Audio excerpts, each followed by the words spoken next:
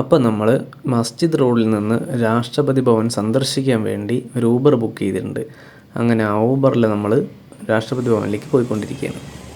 അവിടെ പോയിക്കൊണ്ടിരിക്കുമ്പോഴാണ് വഴിയിൽ നല്ല ബ്ലോക്ക്. എന്താണെന്ന് അന്വേഷിച്ചപ്പോൾ ഏതോ രാജ്യത്തിൻ്റെ പ്രധാനമന്ത്രി വരുന്നെന്നാണ് അറിഞ്ഞത്. അപ്പോൾ അതിനാണ് ഇത്രയും ബ്ലോക്ക്. നമ്മുടെ ഇത്ര കിലോമീറ്റർ ചുറ്റളവിൽ ബ്ലോക്കാണ്. അപ്പോൾ നമുക്ക് ഗേറ്റ് 30 അവിടെയാണ് നമ്മുടെ ബുക്കിംഗ് കൗണ്ടറിൽ ഓൺലൈൻ ബുക്ക് ചെയ്തത് കാണിച്ചു കൊടുക്കുന്നത്. അപ്പോൾ അങ്ങോട്ട് പോകുന്നു. അങ്ങനെ രാഷ്ട്രപതി ഭവൻ മ്യൂസിയത്തിൻ്റെ ഉള്ളിൽ കയറിയപ്പോൾ ഡൽഹി ആയിട്ട് യാതൊരു ബന്ധവുമില്ലാത്ത പോലെ തോന്നിയത്. കാരണം ഒരു സിറ്റിയാണെന്ന് തോന്നുന്നേ ഇല്ല എൻ്റെ ഉള്ളിൽ കയറിയപ്പോൾ.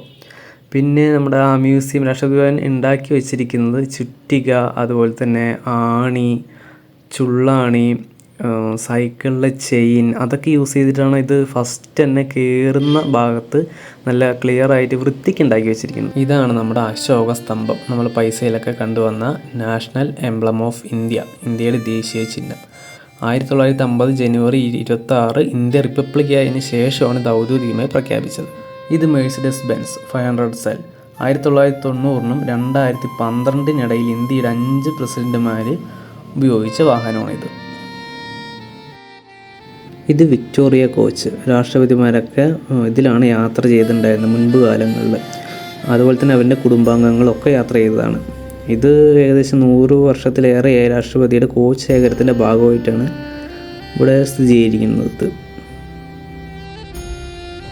ഇതാണ് നമ്മുടെ ക്യാമറ ഉപയോഗിച്ചിട്ട് നമുക്ക് ഇതിലിരിക്കുന്ന പോലെയുള്ള ഒരു രൂപം കാണിക്കാനായിട്ട് പറ്റും. നമ്മൾ ഈ ചെയറിൽ വന്നിരിക്കുക, നമുക്ക് ഇരുന്ന് കഴിഞ്ഞാൽ അപ്പുറത്ത് കാണുന്ന പോലെ തന്നെ നമുക്ക് സ്ക്രീനിൽ ഇവിടെയും കാണാനായിട്ട് പറ്റും.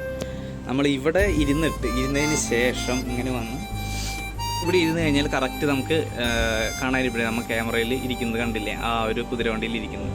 അതിനുശേഷം നമ്മുടെ ഫേസ് ഈ ക്യാമറയിലേക്ക് നോക്കണം. അപ്പോഴാണ് നമുക്ക് കറക്റ്റായിട്ട് നമ്മളൊരു കുതിരവണ്ടിയിൽ ഇരിക്കുന്നതായിട്ട് നമുക്ക് കിട്ടുള്ളൂ. അങ്ങനെ അവർ പറയുന്ന പോലെ എല്ലാം കറക്റ്റായിട്ട് ഇരുന്നു. പക്ഷേ നമുക്കത്ര ക്ലാരിറ്റിയിലൊന്നും കിട്ടുന്നില്ല. ജസ്റ്റ് നമുക്ക് ഇങ്ങനെ ഒരു ഫോട്ടോയ്ക്ക് വേണ്ടി മാത്രമായിട്ട് ഇങ്ങനെ ഇരിക്കാം.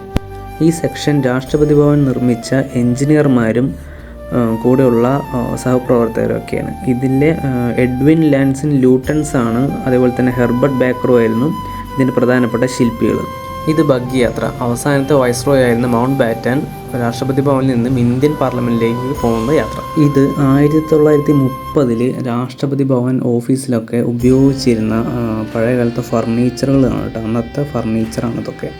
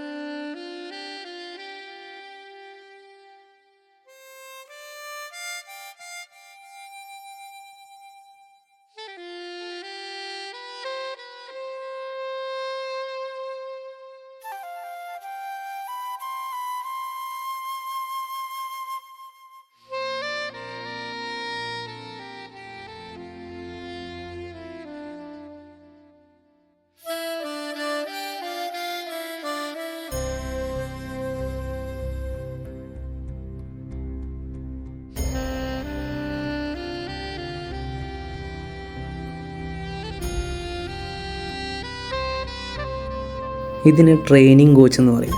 അതായത് കുതിരകളെ ഇതിൻ്റെ ഫ്രണ്ടിൽ കെട്ടിയിട്ട് ഈ കോച്ച് വലിക്കാൻ പരിശീലിപ്പിക്കുന്നതാണ്. അതിനെയാണ് ഇതിന് ട്രെയിനിങ് കോച്ച് എന്ന് പറയുന്നത്. പണ്ട് കാലങ്ങളിൽ കുതിരകളെ പരിശീലിപ്പിക്കാൻ ഉപയോഗിച്ചത്. ഇതും ഒരു കോച്ചാണ്. ഇതിനെ ലഗേജ് കോച്ച് എന്ന് പറയും. അതായത് ഒരുപാട് സാധനങ്ങൾ അങ്ങോട്ടും ഇങ്ങോട്ടും കൊണ്ടുപോകാനായിട്ട് ലഗേജായിട്ട് ഉപയോഗിക്കുന്ന കോച്ചാണത്. അതുപോലെ തന്നെ കുതിരകളെ നല്ലോണം പരിശീലിപ്പിക്കാൻ അത് ഉപയോഗിക്കും. ഇതൊരു ഫ്ലിപ്പ് ബുക്കാണ് കേട്ടോ, ഡെമോക്രാറ്റിക് ഹെറിറ്റേജ് എന്ന് പറഞ്ഞിട്ടുള്ളത്.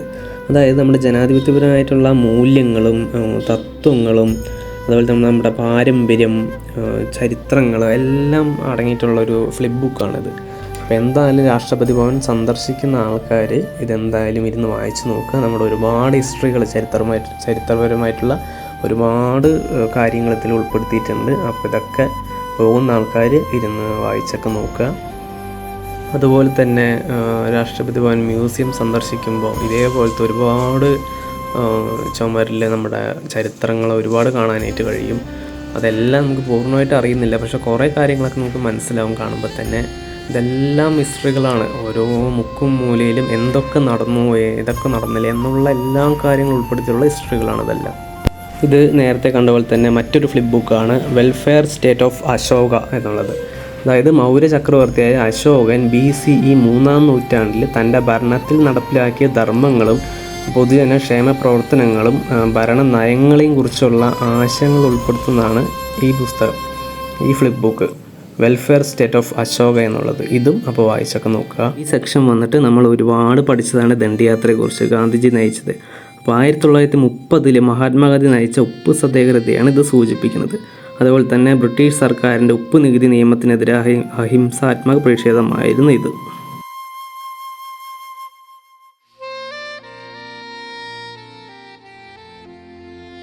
അടുത്ത സെക്ഷൻ നമുക്ക് നമ്മുടെ രാഷ്ട്രപതിമാർക്ക് ഒരുപാട് സമ്മാനങ്ങൾ കിട്ടിയിട്ടുണ്ട്. അതെല്ലാം സൂക്ഷിച്ചു വയ്ക്കുന്ന ഒരു ഗാലറി ഉണ്ട്, നമുക്ക് അതൊന്ന് പോയി നോക്കാം. അപ്പോൾ അങ്ങനെ നമ്മൾ ഗാലറി ചെന്നപ്പോൾ എന്തോരം പ്രൈസുകളാണ്, സമ്മാനങ്ങളാണ്. ഏകദേശം വിവിധ രാജ്യങ്ങൾ ഉൾപ്പെടെ അങ്ങനെ മൊത്തം ചേർത്ത് ഏകദേശം നമ്മുടെ രാഷ്ട്രപതിമാർക്ക് 11,000-ഓളം സമ്മാനങ്ങൾ ലഭിച്ചു എന്നാണ് പറയുന്നത്. അപ്പോൾ അതെല്ലാം സൂക്ഷിച്ചിരിക്കുന്ന ഒരു ഗാലറിയാണിത്. അതായത് നമുക്ക് രാഷ്ട്രപതിമാർക്ക് കിട്ടിയിരിക്കുന്ന എല്ലാ സമ്മാനങ്ങളും ഇവിടെ കൊടുത്തിട്ടുണ്ട്. മുമ്പ് വേറെ എവിടെയായിരുന്നു, ഇത് മാറ്റി സ്ഥാപിക്കപ്പെട്ടതാണ് ഇപ്പോൾ. ഇതിൽ ഇഷ്ടം പോലെ ഒരുപാട് പ്രൈസുകളുണ്ട്.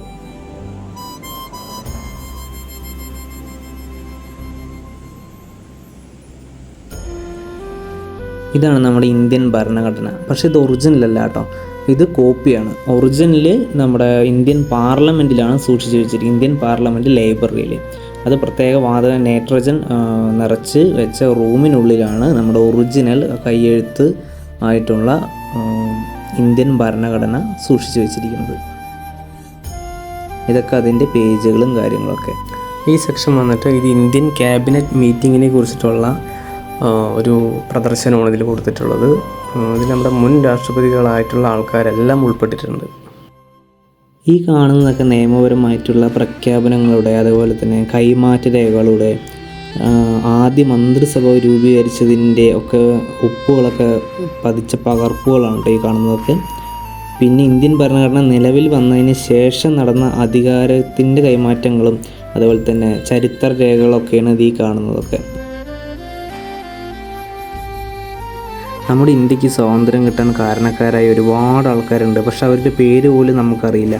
അവരുടെയൊക്കെ ത്യാഗമാണ് നമ്മുടെ ഇന്ത്യ. ആ സമയത്ത് നടന്നതാണ് വിദേശ വസ്ത്ര ബഹിഷ്കരണം. നമ്മളതെല്ലാം ബഹിഷ്കരിച്ചിട്ട് ഖാദി വസ്ത്രങ്ങളായിരുന്നു ഉപയോഗിച്ചിരുന്നത്. അന്ന് നമ്മുടെ ആൾക്കാർ സമരം ചെയ്തതിൻ്റെ ഫലമായിട്ട് അവരെല്ലാവരെയും കൊന്നുകളയായിരുന്നു ചെയ്തിട്ടുണ്ടായിരുന്നത്. അതിനെ അനുസ്മരിപ്പിക്കുന്ന ഒരു മെഴുകുകളുടെ പ്രതിമകളാണ് ഈ കാണുന്നതെല്ലാം.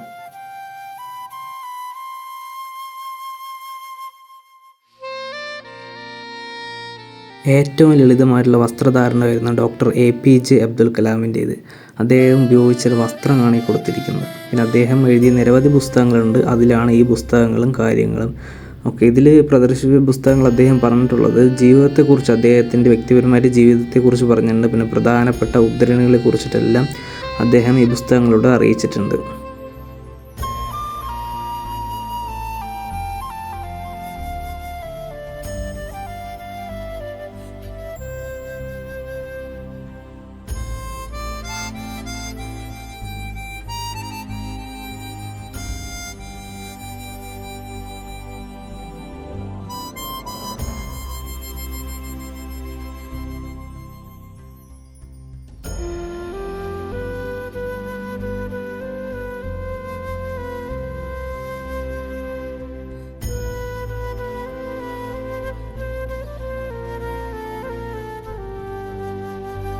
ഇന്ത്യൻ മുൻ രാഷ്ട്രപതിമാരാണ് ഈ രണ്ടുപേരും.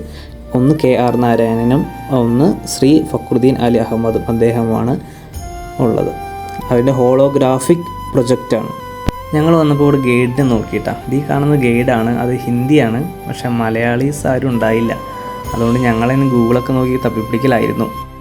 ഇതൊരു ക്യാമറയാണ് കേട്ടോ. 1900 മുതൽ 1950 കാലഘട്ടം വരെ നിലവിലുണ്ടായിരുന്ന ഒരു ഫോൾഡിംഗ് ക്യാമറയാണിത്.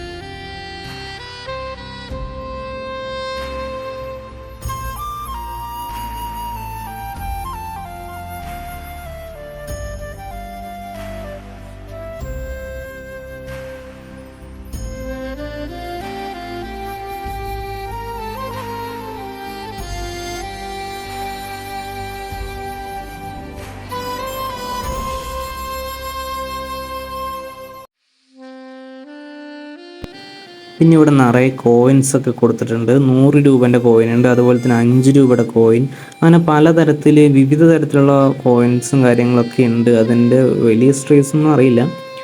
പിന്നെ അതുപോലെ തന്നെ കുറേ സ്റ്റാമ്പുകൾ, നമ്മുടെ മുൻ രാഷ്ട്രപതിമാരായിട്ടുള്ള ആളുകൾ ഉപയോഗിച്ച് വന്നിരുന്ന കുറേ സ്റ്റാമ്പുകൾ, അന്ന് തൊട്ട് നിലവിലുണ്ടായ ഒരുപാട് സ്റ്റാമ്പുകളുണ്ട്.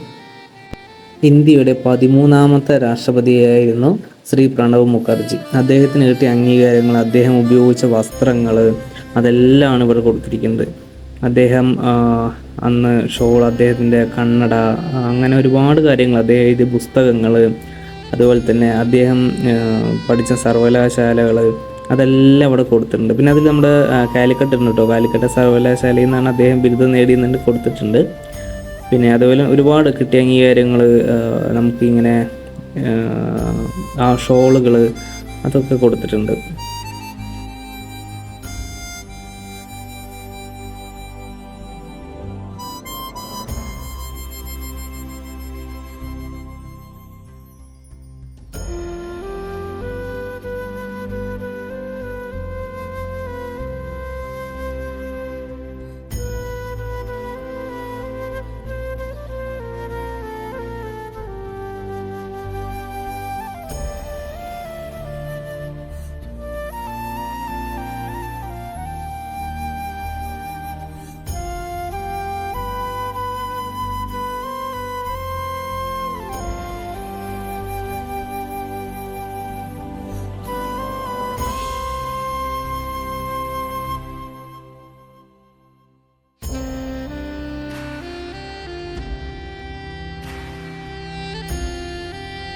ഇത് ഇന്ത്യൻ പാർലമെൻറ്റിൻ്റെ പശ്ചാത്തലത്തിൽ ഒരുങ്ങിയൊരു ഗ്രൂപ്പ് ഫോട്ടോ ആണ്. ഇരു സഭകളും ചേർന്നിട്ടുള്ളതാണെന്നാണ് തോന്നുന്നത്, കൃത്യമായിട്ട് ഉറപ്പില്ല.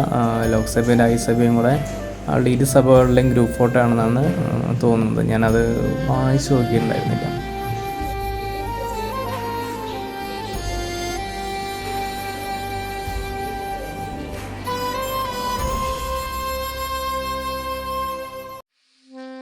ന്യൂഡൽഹിയുടെയും അതുപോലെ തന്നെ രാഷ്ട്രപതി ഭവൻ്റെയും രൂപകൽപ്പനയിൽ പ്രധാന പങ്ക് വഹിച്ച ഒരാളാണ് സർ എഡ്വിൻ ലാൻസിർ ലൂട്ടൻസ്. അദ്ദേഹത്തെക്കുറിച്ചുള്ള വിവരങ്ങളാണ് ഇതിൽ കൊടുത്തിരിക്കുന്നത്. പിന്നെ അതുപോലെ തന്നെ അദ്ദേഹം തയ്യാറാക്കിയ പ്ലാനുകളുണ്ട്, രാഷ്ട്രപതി ഭവൻ്റെ പ്ലാനുകളൊക്കെയാണ് ഇതിൽ.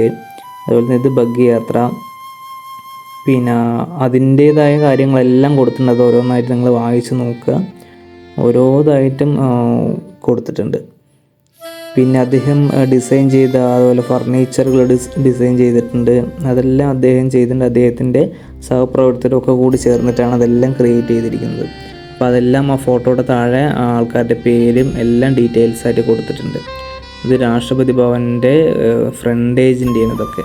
പിന്നെ അന്നത്തെ കാലത്തെ പോലീസിൻ്റെയും അതുപോലെ തന്നെ രാഷ്ട്രപതി ഭവൻ കാവൽക്കാരുടെയൊക്കെ ഡ്രസ്സുകളായിരുന്നു ഇതൊക്കെ. അങ്ങനെ ഒരുപാട് പേരുടെ ത്യാഗമാണ് അല്ലേ നമ്മുടെ ഇന്ത്യ എന്ന് പറയുന്നത്. അപ്പോൾ അങ്ങനെ നമ്മുടെ ഇന്ത്യയെ കുറിച്ചുള്ള ഫുൾ കാര്യങ്ങളാണ് രാഷ്ട്രപതി ഭവനിൽ ഉൾപ്പെടുത്തിയിട്ടുള്ളത്. ഇപ്പോൾ Rashtrapati Bhavan museum complex, clock tower, stables, garage എന്നിവ ഉൾപ്പെടുന്ന 3 പ്രത്യേക കെട്ടിടങ്ങളായിട്ടാണ് രൂപകൽപ്പന ചെയ്തിട്ടുള്ളത്.